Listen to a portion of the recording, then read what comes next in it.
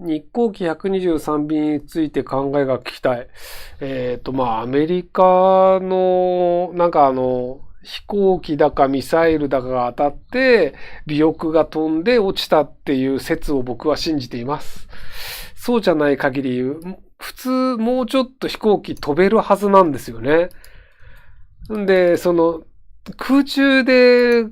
折れるとかっていうのだったら、もうちょっと部品の飛び方違うんじゃないかなっていうのと、あと日航機が落ちた後のエリアを、米軍がなぜか封鎖していて、何かをして、で、それまで日本人が入れなかったっていう話もあったりするので、